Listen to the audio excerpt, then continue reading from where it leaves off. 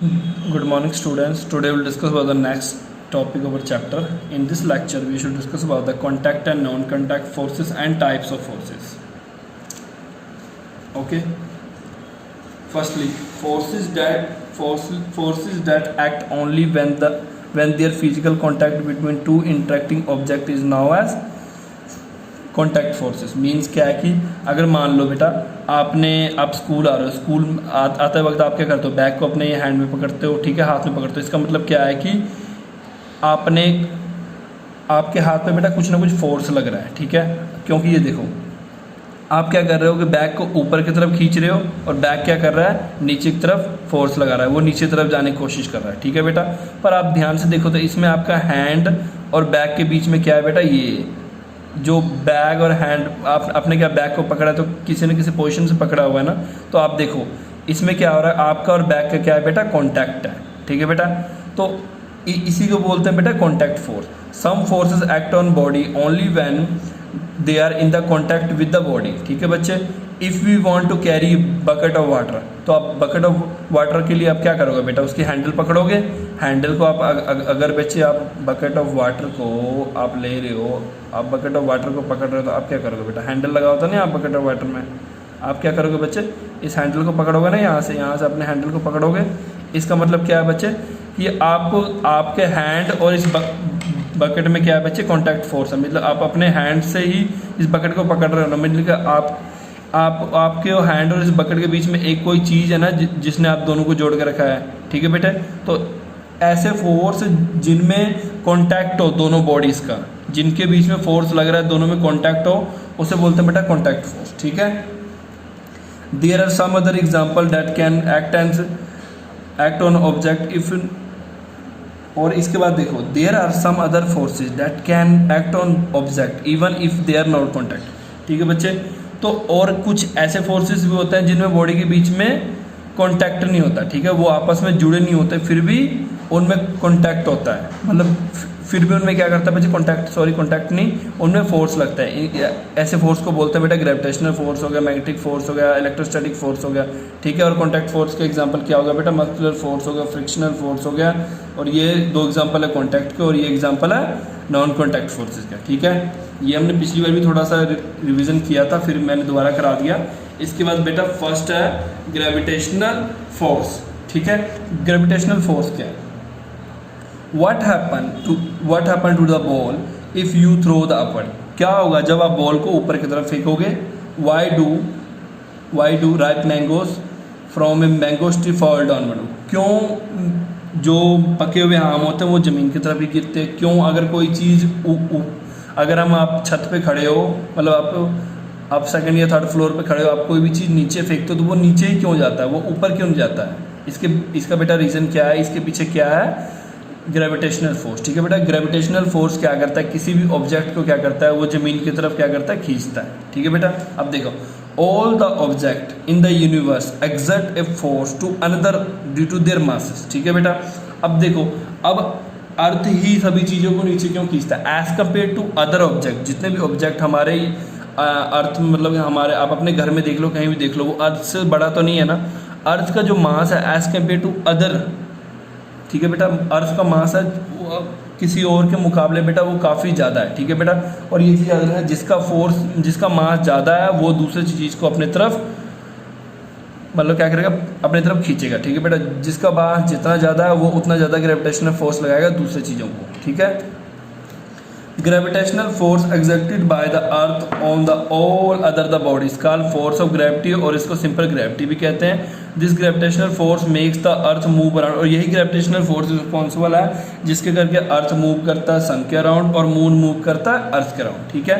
Every object exert करता है gravitational force on every other object due to their masses, और जिसका मास ज़्यादा है वो ज़्यादा फोर्स एक्सर्ट करेगा दूसरे में, ठीक है। मैग्नीट्यूड ऑफ फोर्स डिपेंड करता है कि प्रोडक्ट इसका मासेस का, ठीक है। मैग्नीट्यूड ऑफ फोर्स किस पे डिपेंड करता है, इसके मासेस पे, and their distance between them, और ये डिस्टेंस पे भी डिपेंड करता है। और एक चीज़ पता है ना आपको, ऑल द मतलब object present in the earth, वो क्या कर रहे हैं, आपस में क्या लगा रहे हैं, ग्रेविटेशनल फोर्स लगा रहे हैं। और एक चीज़ आप ये देखो, अगर टेबल पर दो चीज़ें रखी ना, वो भी आपस में ग्रेविटेशनल फोर्स लगा रहा है, बट फोर्स इतना नेग्लिजिबल होता है कि उनमें कोई मूवमेंट नहीं होता और ना ही हमें दिखता है, ठीक है। क्योंकि ग्रेविटेशनल फोर्स क्या है, ग्रेविटेशनल फोर्स जो होता है बच्चे लॉन्ग रेंज फोर्स होता है। लॉन्ग रेंज फोर्स का मतलब होता है ये काफ़ी ज़्यादा दूरी पे लगता है। दूरी मतलब आप मान लो एक आप अपने घर में बैठे हो और एक मान लो आपका कोई फ्रेंड कनाडा में बैठा है, तो उन दोनों के बीच में भी ग्रेविटेशनल फोर्स, आप दोनों के बीच में ग्रेविटेशनल फोर्स होगा। क्योंकि बेटा ये लॉन्ग रेंज फोर्स का मतलब होता है जो काफ़ी दूरी पे भी लगे, चाहे आप दुनिया में कहीं भी हो, आप दोनों के बीच में ग्रेविटेशनल फोर्स लगेगा। पर वो फोर्स क्या होता है बेटा, काफ़ी कम होता है, जिससे हम क्या एक दूसरे की तरफ अट्रैक्ट तो हो रहे होते हैं, बट वो क्या करता है, हमें खींच नहीं पाता एक दूसरे को, ठीक है। अब देखो, the weight of an object on the earth measure the gravitational pull of the. अब मान लो आप कोई भी चीज़ को मैयर कर रहे हो, कोई भी चीज़ का वेट कर रहे हो, तो उसके बारे में रिगार्डिंग पढ़ते हैं कि weight of an object on the earth. Weight of object अगर कोई अर्थ पे है तो ये क्या है, measure of the gravitational pull on that object. मतलब कितना ग्रेविटेशनल फोर्स लग रहा है उस ऑब्जेक्ट को अर्थ पे, वो उसका वेट होता है। अगर किसी चीज़ का वेट हम देखते हैं, किसी चीज़ का वेट क्या होता है 1 किलोग्राम, किसी ग्राम में होता है, ठीक है बेटा। वो क्या एक्चुअल में होता है कि कितना ग्रेविटेशनल फोर्स लगा रहा है, उसी अकॉर्डिंग उसका वेट वेरी करेगा, मतलब चेंज होगा, ठीक है। This point will be become more clear the performing the various activity. अब ये एक्टिविटी आप देख लो, ये एक्टिविटी बड़ा ईजी है। इसमें देखो क्या बेटा, देखो क्या है, इसमें क्या हुआ, दो रबर बैंड को इन्होंने के वॉल पे लगाया हुआ, ठीक है। एक में छोटा स्टोन लगाया, एक में बड़ा स्टोन लगाया। इसमें देखो छोटे स्टोन का क्या वेट कम है, वो क्या कर रहा है, रबर बैंड को कम स्ट्रेच कर रहा है। जो बड़ा स्टोन है बेटा उसका वेट ज़्यादा है, वो रबर बैंड को क्या कर रहा है, ज़्यादा स्ट्रेच कर रहा है। ये देखो इसका कम वेट है तो ये कम ग्रेविटेशनल फोर्स अर्थ इस पे लगा पा रही है, उसके ज़्यादा वेट है तो ज़्यादा ग्रेविटेशनल फोर्स लगा पा रही है, जिसके करके ये ज़्यादा स्ट्रेच कर रही है, ठीक है। इसमें एक्टिविटी में यही लगा हुआ है, ठीक है। When we weigh the object using a spring balance, we actually measuring the earth gravitational pull. मतलब हम एक्चुअली क्या मेजर कर रहे हैं कि अर्थ कितना ग्रेविटेशनल पुल लगा रहा है उस ऑब्जेक्ट पे, ठीक है बेटा। A weight is a force that unit, और इसका यूनिट क्या होता है बेटा, न्यूटन होता है। वे ऑफ फोर्स को जो अपने मेजर करना है तो उसका यूनिट क्या यूज़ करना है बेटा, न्यूटन, ठीक है।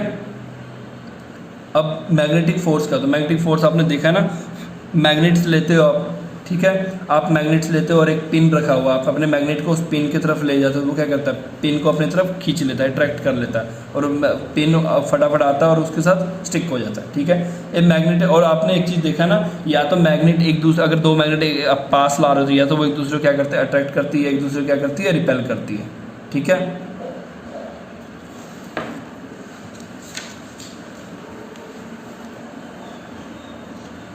नेक्स्ट है बच्चे इलेक्ट्रोस्टैटिक फोर्स। इलेक्ट्रोस्टैटिक फोर्स में क्या होता है,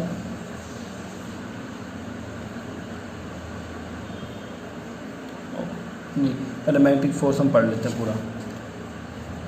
the force exerted by magnet on each other and on the some other material like iron, nickel, cobalt, alloy such as steel etcetera now as magnetic field. वो force जो magnet other objects पे लगा रहा है, जैसे कि iron, nickel, cobalt, alloy etcetera, ठीक है, उसे बोलते हैं magnetic force. A large magnet के आपने ये भी देखा ना कि जो बड़े बड़े मैग्नेट होते हैं वो कहाँ यूज होते हैं, गार्बेज में से आयरन पिक करने के लिए। अगर आयरन को हमने गार्बेज में से अलग करना तो हम क्या करते हैं, मैग्नेट यूज़ करते हैं, ठीक है। और आपने देखा ना बड़े बड़े फैक्ट्रीज में भी इलेक्ट्रोमैग्नेट, मतलब कि मैग्नेट्स यूज़ होते हैं ताकि बड़े बड़े सामान को एक जगह से दूसरे जगह पे शिफ्ट किया जा सके, ठीक है। नेक्स्ट होता है बेटा muscular forces. This is the force that our body exert on stretching and contracting our muscles. आपने देखा ना बेटा, अब कोई भी चीज़, आप देखो, आप अपने हैंड को ना मूव करके देखना, आप अपने हैंड को मूव करके देखना, और अपने जॉइंट की तरफ ना थोड़ा सा आप क्या करना, अपने हैंड को ना मूव करना। आप अपने हैंड को जब मूव करोगे आप क्या करोगे, अपने हैंड को मूव को ऊपर की तरफ मूव करो, ठीक है। ऊपर की तरफ मूव करोगे तो आपने देखना जॉइंट में ना कुछ मोशन हो रही है, ठीक है बेटा। अब ध्यान से देखिए मोशन क्यों होता है, जब भी हम कोई चीज़ उठाते हैं, ठीक है बेटा, स्ट्रेचिंग होती है, हमारे मसल्स के बीच में भी स्ट्रेचिंग होती है, और बेटा मसल के बीच में फोर्स होता है, ठीक है। इसे बोलते हैं मस्कुलर फोर्स या बायोलॉजिकल फोर्स बोलते हैं। बायोलॉजिकल फोर्स या मस्कुलर फोर्स क्यों बोलते हैं, बिकॉज ये हमारे बॉडी के अंदर होता है, हमारी बॉडी के अंदर होता है, एनिमल्स के बॉडी के अंदर होता है, ठीक है बच्चे। This is the force that our body can exert stretching और कॉन्ट्रैक्टिंग, ठीक है, आवर मसल्स, ठीक है। This force is known as biological force and that occur, ये कब होता है, जब हम कोई चीज़ उठाते हैं, स्ट्रेच करते हैं, कंप्रेस करते हैं, समथिंग, ठीक है। Other word we use our muscles force doing different work, हम अपने अलग अलग काम करने के लिए अपने मसल्स की फोर्स यूज़ करते हैं। चाहे आप किसी चीज़ को प्रेस कर रहे हो, सॉरी, चाहे आप किसी चीज़ को बेटा प्रेस कर रहे हो, चाहे किसी चीज़ को उठा रहे हो, ठीक है बेटा, आप क्या कर रहे हो, अपने बॉडी को, अपने मसल्स को यूज़ करो। इस फोर्स को क्या बोलते हैं बेटा, muscular force. We also use muscular force the animal for many purpose like plugging field. अब देखो, अपने पिछले चैप्टर में क्या पढ़ा था, क्रॉप प्रोडक्शन में पढ़ा था ना, प्लगिंग और टीलिंग वाला प्रोसेस। उसमें क्या हम क्या कर रहे थे, बुल को यूज़ कर रहे थे ना, वो अपना वो क्या कर रहा था। अब ये देखो, जैसे एग्जांपल देखो, ये बुल है ना, तो ये क्या कर रहे हैं, हॉर्स का मतलब कि इसके पीछे देखो कितना सारा सामान है, ये अपने मस्कुलर फोर्स यूज़ करके इसे पुल कर रहा है, ठीक है, आगे की तरफ लेके जा रहा है, ठीक है बेटे। और जो हमारा बेटा, वो आपने ये भी देखा ना, जो हम आप जो सांस ले रहे हो, ठीक है बच्चे, इसमें क्या होता है, कभी तो लंग छोटा होता है, कभी तो लंग क्या हो रहा है, बड़ा हो रहा है। इसमें भी क्या यूज़ हो रहा है बेटा, मस्कुलर फोर्सेस यूज़ हो रहे हैं, ओके। फ्रिक्शनल फोर्स क्या होता है, आपने कभी कुछ नहीं करना, आपने ऐसे हैंड को ना बच्चे रब करके देखो, रब करके देखो तो क्या होगा, आपके दोनों हैंड के बीच में ना थोड़ी सी हीट प्रोड्यूस होगी। वो क्यों प्रोड्यूस होगी, क्योंकि एक चीज़ आपने ये हैंड लिया, ये हैंड लिया, दोनों बॉडी जब रब करती है तो इनके बीच में क्या होता है बच्चे, फ्रिक्शन प्रोड्यूस होता है। फ्रिक्शन प्रोड्यूस होने का मतलब क्या होता है, जब आप बाईसाइकिल चला रहे हो, थोड़ी देर बाद आपने पैडल मारना बंद कर दिया, बाईसाइकिल आगे जाके क्यों रुक जाता है, ठीक है बच्चे। अगर कोई कार चल रहा है, उसने ब्रेक मारा तो वो आगे जाके क्यों रुक जाता है, ऐसा क्या रीज़न होता है जो वो रुकता है बेटा, इसके पीछे मतलब होता है कि फ्रिक्शनल फोर्स मतलब क्या होता है कि देखो बच्चे, आप मान लो कोई चीज़ को इस तरफ फोर्स लगा के आगे की कोशिश कर रहे हो, बट क्या होता है कि ये अब ये चीज़ आप देखोगे, जब इस फोर्स लगा रहे हो तो ये इस तरफ इजीली मूव नहीं कर रहा हो। क्यों बेटा, ये जो सरफेस और इसका सरफेस और इसके सरफेस में क्या है बेटा, एक कनेक्शन है। क्या हो रहा है कि ये दोनों सरफेस क्या हो रहे हैं, आपस में फ्रिक्शन लगा रहे हैं, ठीक है बच्चे। ये आपस में क्या कर रहे हैं, फ्रिक्शन लगा रहे हैं, ताकि जो इस पर से मूव कर रहा है तो बेटा क्या हो रहा है कि एक फोर्स लग रहा है, इस फोर्स को बोलते हैं फ्रिक्शन फोर्स, जिस करके आपको जहाँ फोर्स लगाना पड़ेगा इसको इधर से इधर मूव करने के लिए, ठीक है। Therefore that must be force acting on a ball। अब बॉल को फेंक तो थोड़ी देर रुक जाता है, ये क्यों रुक जाता है बेटा, फोर्स ऑफ फ्रिक्शन के लिए। एग्जांपल के लिए, man exert a force to move a box in order to overcome the friction. आपने ये भी देखा है ना बच्चे कि आप कोई भी चीज़ को ना मूव करके देख लेना, अपने घर में भी देख लेना, बॉल फेंकोगे थोड़ी देर रुक जाता है, तो क्यों रुक जाता है, क्या रीज़न है वो रुक जाता है बेटा, क्यों रुक जाता है, बिकॉज जो सरफेस होता है ना और उस बॉल के जो सरफेस होता है, दोनों के बीच में क्या होता है बेटा, फ्रिक्शन मतलब क्या होता है, वो दोनों एक दूसरे को क्या करते हैं, रोकने की कोशिश करते हैं, ठीक है बच्चे। Thank you for today.